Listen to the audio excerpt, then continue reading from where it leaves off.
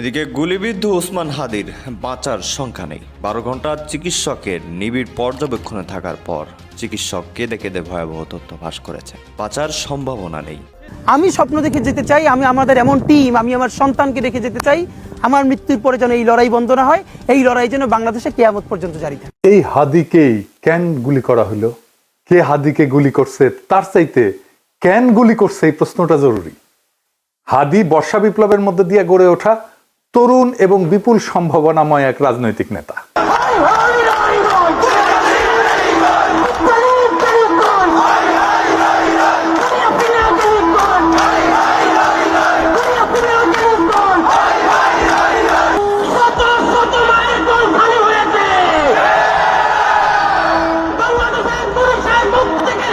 অনেকে আওয়ামী লীগের দিকে আঙুল তুলতেছে।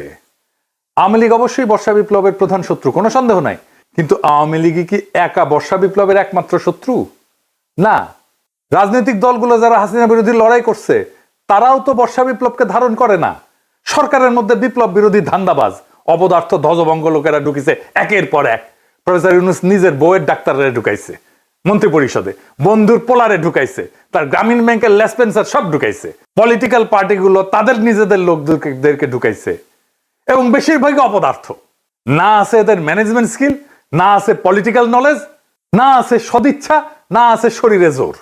আওয়ামী লীগ অস্ত্র কিনে সশস্ত্র যুদ্ধের ডাক দিছে, অস্ত্র কিনে যুদ্ধ করার কথা ঘোষণা দিছে, একবার না বারবার জেনেভায় যায় প্রকাশ্যে দিছে। দেখেন একের পর এক দেখান এইটা সেন। হোয়াটএভার ইট ইজ, আমাদের কথা হচ্ছে যে আমাদের এই সংগ্রাম লড়াই অব্যাহত রাখতে হবে, এই এদেরকে এখান থেকে উৎখাত করতে হবে। আর আমি সবসময় পার্সোনাল ক্যাপাসিটিতে একটা কথা বলি, সেটা হচ্ছে যে সশস্ত্র সংগ্রাম ইজ দ্য অ্যান্সার। হয়তোবা বাংলাদেশ আওয়ামী লীগ এই নীতিতে হয়তোবা এখনো যায়নি, কিন্তু ব্যক্তিগতভাবে আমার ক্যাপাসিটি হচ্ছে যে we have the take up arms এবং we have to resist our self, because আমাদেরকে খুন করছে, আমাদেরকে পাল্টা লড়াই অব্যাহত করতে হবে, এবং এটাই হচ্ছে আমাদের স্ট্যান্ড। আমার কাছে মনে হয় ব্যক্তিগতভাবে আমার স্ট্যান্ড। দেখেন আর একটা দেখান। অস্ত্র হাতে নেওয়া ছাড়া, গেরিলা যুদ্ধ ছাড়া এই রাজাকারদের বিরুদ্ধে জেতা যাবে না। আমি আবারও আপনাকে বলি যে সশস্ত্র সংগ্রাম, গেরিলা প্রস্তুতি, এগুলো আমাদের জন্য জরুরি এবং সেটা আমাদেরকে ভাবা শুরু করা উচিত। আমি মনে করি বাংলাদেশ আওয়ামী লীগের এসব পুতু রাজনীতি করার সুযোগ নাই। আমরা দেখব যদি ভালোই ভালোই কাজ হয় হবে, কিন্তু দেশ যদি এইভাবে পাকিস্তানের দিকে চলে যেতে থাকে, সশস্ত্র সংগ্রাম এবং আমাদেরকে এই গেরিলা সংগ্রাম বা আরেকটা মুক্তিযুদ্ধ ছাড়া আমাদের কোন রাস্তা নাই। এবার আর একটা দেখান। আমরা করতে হইলে এইখান থেকে পয়সা উঠান, আর যারা মন্ত্রী মিনিস্টার আসল বিদেশ তাকে বলেন পয়সা দিবার জন্য, আমরাও পয়সা দিব। অস্ত্র কিনতে হবে, আমরা যুদ্ধ করতে হবে মাঠে।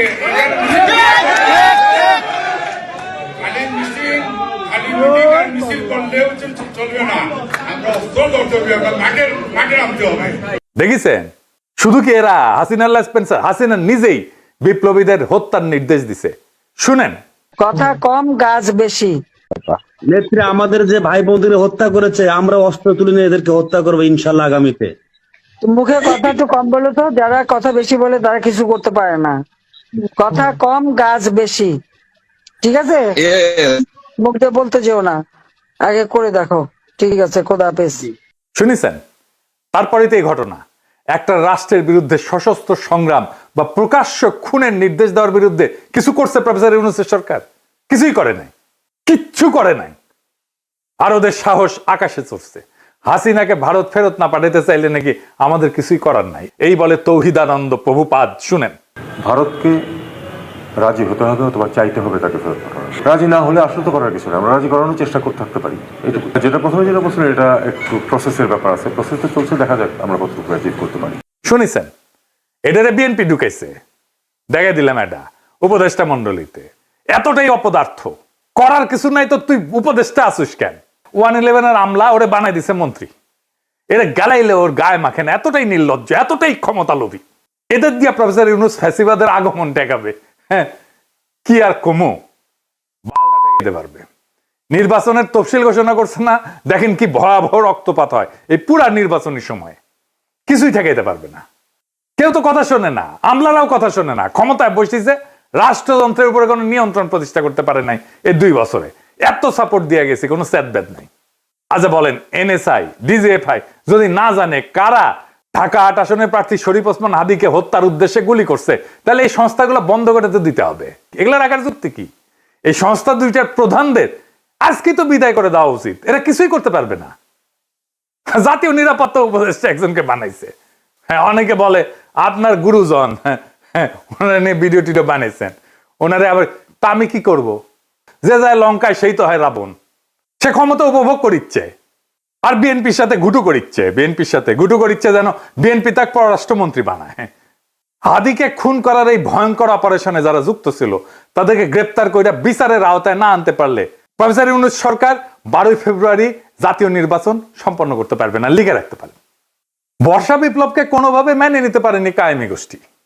আর এক দল আছে বর্ষা বিপ্লবকে বিপ্লব বলে স্বীকারই করতে চায় না, বলে এটা অভ্যুত্থান। এটা অভ্যুত্থান নাকি বিপ্লব খুব নির্দোষ বিতর্ক বইলা মনে হয় না, কিন্তু এখানে লুকায় আছে হাদির গুলি খাওয়ার নিশানা। আসেন সেটা বুঝে দেখি। এক শ্রেণীর জাউরা আছে, দেখবেন বলবে এসে আমি সহ কয়েকজন নাকি দেশটারে অস্থির করে রাখছি। বিপ্লবের পরে কোনো দেশ সুস্থির হয় না, কখনো হয় না। বিপ্লবের ইতিহাসে এটা নাই। সুস্থির করার জন্যই বিপ্লবী সরকার লাগে। অভ্যুত্থান আর বিপ্লব এক জিনিস না। আমি যদি বাঘরে বিলাই ভেবে ম্যানেজ করি তাহলে বাঘ বাঁচবে নাকি বিলাইয়ের সার্ভিস আদর পাবো আমি? কোনোটাই তো হবে না। এই বিপ্লব না অভ্যুত্থান, এই জিনিসটা বুঝার ভুলের এই খেসারত জাতিকে দশকের পর দশক দিতে হবে। আমি বলে দিলাম, আমি পরিষ্কার করে বুঝাই বলি কেন অভ্যুত্থানের পরে দেশ দ্রুত স্বাভাবিক হয় আর কেন বিপ্লবের পরে দেশ দীর্ঘদিন অস্থির থাকে এবং কেন বিপ্লবের সঙ্গেই প্রতি বিপ্লব জন্ম নেয় কিন্তু অভ্যুত্থানের পরে প্রতি বিপ্লব জন্ম নেয় না। আসেন সেই জিনিসটা বুঝে দেখি। অভ্যুত্থান মানে কি? অভ্যুত্থান মানে ক্ষমতার হস্তান্তর, রাষ্ট্রের রূপান্তর না। ক্ষমতা এক হাত থেকে আর এক হাতে যাবে, রাষ্ট্র বদলাবে না। অভ্যুত্থানে বদলায় কে শাসন করবে, কিন্তু বদলায় না রাষ্ট্রের কাঠামো, আইন, আদালত, ব্যুরোক্রেসি, সেনাবাহিনী, তার কর ব্যবস্থা, আন্তর্জাতিক চুক্তি। এই জন্যই আমরা ভারতের সাথে হাসিনার কর চুক্তি বাতিল করতে পারি নাই। এই কারণে অভ্যুত্থানের পরদিন ব্যাংক খুলে যায়, অফিস চলে, পাসপোর্ট ইস্যু হয়, কোর্ট বসে, বিদ্যুৎ আসে, রাষ্ট্র কাজ করে। কারণ রাষ্ট্র তখনও জীবিত থাকে, শুধু চালক বদলায়। আর 2024 বর্ষা বিপ্লবে কি হয়েছে এটা চিন্তা করে দেখেন। থানা ফাঁকা হয়ে গেছে, পুলিশ নাই, পালায় গেছে। আদালত ফাঁকা হয়ে গেছে, বিচারপতিরা পালায় গেছে, প্রধান বিচারপতি সহ। হয় নাই? বিপ্লব মানে কি? বিপ্লব মানে শুধু শাসক বদল না। বিপ্লব মানে কে শাসন করবে, কেন শাসন করবে, কিভাবে শাসন করবে, কোন আইনে, কোন নৈতিকতায়, সব প্রশ্ন নতুন করে তোলে, নতুন করে ফয়সালা হয়। হান্না আরেন্ট বলছিলেন যে ইংরেজিতে লিখেছে, ইংরেজি যেহেতু লিখেছে ঠিকই লিখেছে, তাই না আমি বাংলা কইরা বলি। বিপ্লব মানে নতুন কর্তৃত্ব তৈরি করা, নতুন কর্তৃত্বকে প্রতিষ্ঠা করা। বিপ্লব মানে পুরনো বৈধতা ধ্বংস, নতুন বৈধতাকে আনা। নতুন বৈধতাকে আনতে হয় বিপ্লবী সরকার দিয়া। সে বিপ্লবী সরকার যদি আপনি না করেন, আপনার বৈধতা, আপনার কন্ট্রোল, আপনার নিয়ন্ত্রণ, আপনার অথরিটি দাঁড়ায় না। প্রফেসর ইউনূসের অথরিটি দাঁড়ায়নি, এই জন্যই দাঁড়ায়নি। কেন হয় প্রতি বিপ্লব হয় বিপ্লবের পরে? কারণ বিপ্লব কাউকে না কাউকে বলে তোমার দর্শন ভুল, তোমার আদর্শ ভুল, তোমার বিশ্বাস ভুল, তোমার সম্পত্তি অবৈধ, তুমি দেশের শত্রু, তুমি জনগণের শত্রু। তাই যখন কেউ সব হারায় তখন সে লড়াই করে। অভ্যুত্থানে কেউ সব হারায় না, বিপ্লবে অনেকে সব হারায়। বিপ্লবে আওয়ামী লীগের সব হারানোর কথা ছিল, ভারতের সব হারানোর কথা ছিল, হারায় নাই, সব রক্ষা করা হয়েছে। তাই প্রতি বিপ্লব জন্মায় বিপ্লবের গর্ভেই। বিপ্লবী সরকারের দরকার পড়ে প্রতি বিপ্লব থেকে বিপ্লবকে রক্ষা করার জন্য। ইতিহাসে দেখেন, ইতিহাস কি বলে? শ্রীলঙ্কা তো প্রেসিডেন্ট পাঁচের দখল করে ফেলছিল না জনতা, ওইটা অভ্যুত্থান ছিল। দেশটা সুস্থির হইতে সময় লাগেনি। নেপালও কি হয়েছে? তাই হয়েছে না? নেপাল সুস্থির হয়ে গেছে না? সময় লাগেনি, কারণ ওইটাও অভ্যুত্থান ছিল। বাংলাদেশ সুস্থির হচ্ছে না কেন? কারণ আমরা সেই গুরুত্বপূর্ণ সত্যটা এড়াই গেছি যে বাংলাদেশে একটা বিপ্লব হয়েছে এবং বিপ্লবের পরে অস্থিরতা থাকে, সেটাই স্বাভাবিক। কিন্তু সেই অস্থিরতা কতদিন থাকবে সেটা নির্ভর করে একটাই বিষয়ের উপরে, নতুন সরকার কতটা পূর্ণাঙ্গভাবে বিপ্লবী। আমরা সেটাকেই বলছিলাম বিপ্লবী সরকার। ইতিহাসে যেই সরকার বিপ্লবের ম্যান্ডেট নিয়ে, বিপ্লবী কর্মসূচি নিয়ে স্পষ্টভাবে পুরানো রাষ্ট্র ভেঙে নতুন রাষ্ট্র করে, সেখানে অস্থিরতা তুলনামূলকভাবে কম সময়ে দূর হয়ে যায়। কারণ সেখানে থাকে ক্ষমতা স্পষ্ট কেন্দ্র, আদর্শিক এবং রাজনৈতিক পরিচ্ছন্নতা। আর এইখানে না ঘরকা না ঘাটকা, বলে রাষ্ট্র সংস্কার করব। আর সব পুরানো কিছু সবকিছু রেখে দিছে। রাশিয়ায় 1917 সালে বিপ্লব হয়েছে, অস্থিরতা ছিল কিন্তু দ্রুত নিষ্পত্তি করে ফেলছিল বলশেভিকরা। অস্থিরতা দীর্ঘ হয়নি, যুদ্ধ ছিল কিন্তু দ্বিধা ছিল না। চীনেও কমিউনিস্ট সরকার পুরনো রাষ্ট্রের সঙ্গে আপোষ না করে নতুন রাষ্ট্র গড়ে তোলে। এইটাই বিপ্লবী চরিত্র, দ্রুত রাজনৈতিক স্থিতিশীলতা এনে দেয়। ভিয়েতনামও একই কথা। কর্তৃত্ব প্রতিষ্ঠা করতে হয় বিপ্লবী শক্তিকে। অন্যদিকে সরকার যেখানে না গড়কা না ঘটকা, আধা বিপ্লবী, পুরানা এলিট আর নতুন শক্তির মধ্যে দোদুল্যমান, সেখানে অস্থিরতা লম্বা হয়। তাই হয়েছে প্রফেসর ইউনূসের সরকারে। পুরনো এলিট আর নতুন শক্তির একটা কোয়ালিশন হয়েছে। ফ্রান্সে বিপ্লব হয়েছে 1789 সালে।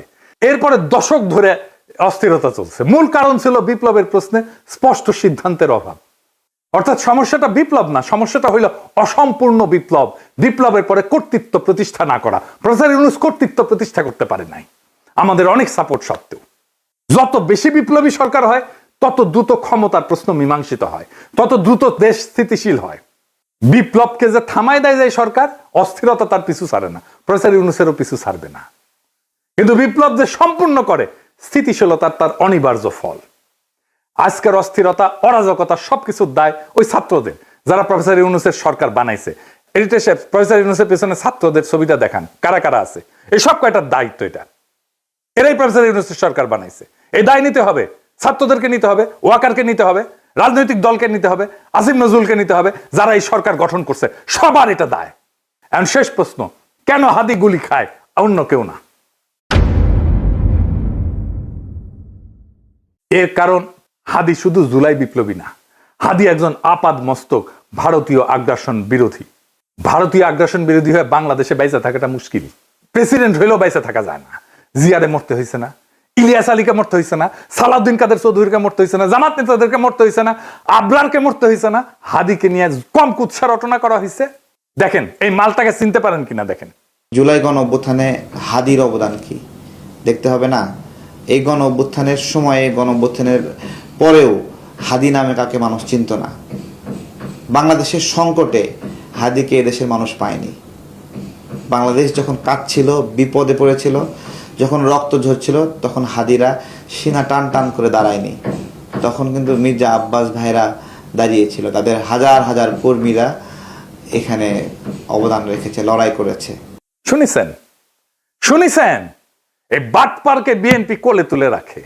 বিএনপি যা যা করতে পারে না, বলতে পারে না, এই বাটপারকে দিয়ে করায় আর বলায়। এটা বিএনপির মাস্তান, এটা বিএনপির ভার্চুয়াল মাস্তান। হাদিকে নাকি সে মাঠে দেখে নাই।